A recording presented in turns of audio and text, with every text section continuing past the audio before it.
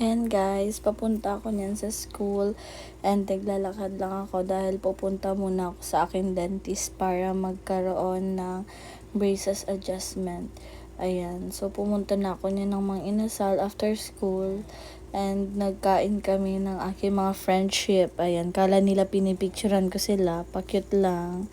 Ayan, kakaunti lang yung aming pero hindi yan unli guys, pero nagbaon kami ng mga rice. Ayan. So, mga kawork ko yan ng mga patay gutom. For the kain lang, person. Ayan. Hi vlog! So, voice over na lang ako dahil ang iingay nila guys at naubos nila agad yung pagkain. Ayan. Siyempre, kasali ako doon dahil isa din akong patay gutom. Unboxing! Ayan, for the unboxing.